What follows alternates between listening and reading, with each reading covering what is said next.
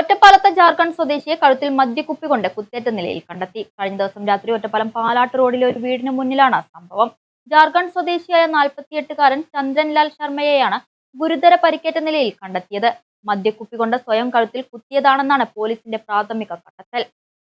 ഇയാൾ മതിൽ ചാടി വന്ന് വീടിന് മുന്നിൽ അവശനിലയിൽ രക്തം വാർന്നു കിടക്കുന്നത് കണ്ട വീട്ടുകാർ ഒറ്റപ്പാലം പോലീസിനെ വിവരം അറിയിക്കുകയായിരുന്നു.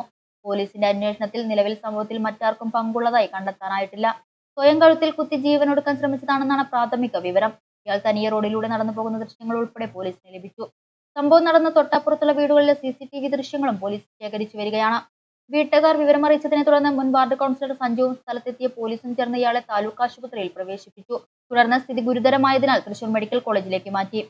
ഇന്നലെ ഏകദേശം 8 മണി 8:30 കൂടിയിട്ട് ഈ വീട്ടിൻ്റെ ആൾക്കാർ രവിയേട്ടൻ എന്ന് പറയുന്ന ആൾ എന്നെ വിളിച്ചു. അങ്ങനെ ഒരാൾ ഇവിടെ മതിൽ ചാടിയിട്ട് ഇവിടെ വന്ന് കിടക്കുന്നുണ്ട്, മേത്ത് ചോരയും കാര്യങ്ങളായിട്ടാണ് കിടക്കണമെന്ന് പറഞ്ഞ് എന്നെ വിളിച്ചു. മുൻ കൗൺസിലർ എന്ന നിലയ്ക്ക് ഞാൻ വിളിച്ചു. ഇവിടെ വന്നപ്പോൾ ആൾ അവരുടെ വീട്ടിൽ വാടക വീട്ടിൽ സിറ്റ് ഔട്ടിൽ ആൾ കിടക്കുകയാണ്, ചോരയിൽ പ്രളയമായി കിടക്കുന്നു. അപ്പോൾ ഉടൻ തന്നെ കൗൺസിലറെ കൊണ്ട് പോലീസിനെ വിളിപ്പിച്ചു. ഇവരും വിളിച്ചിരുന്നു. അവർ വന്നു. ഞങ്ങൾ ആംബുലൻസ് വിളിച്ച് ഗവൺമെൻറ് ഹോസ്പിറ്റലിലേക്ക് കൊണ്ടുപോയി. കഴുത്തിനാണ് കുത്ത്, ഗുരുതരമാണ് പരിക്ക് എന്ന് പറഞ്ഞപ്പോൾ ഒറ്റപ്പാലം ഗവൺമെൻറ് ഹോസ്പിറ്റലിൽ നിന്ന് തൃശ്ശൂരിലേക്ക് മാറ്റി. അദ്ദേഹത്തെ മുന്നേ കണ്ടിട്ടും ഒന്നുമില്ല, ഇവിടെയുള്ള ആളല്ല.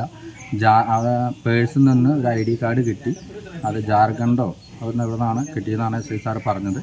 അത് പ്രകാരം അത് അന്വേഷിച്ച് ആളെ കണ്ടുപിടിക്കാമെന്നാണ് സാർ പറഞ്ഞത്.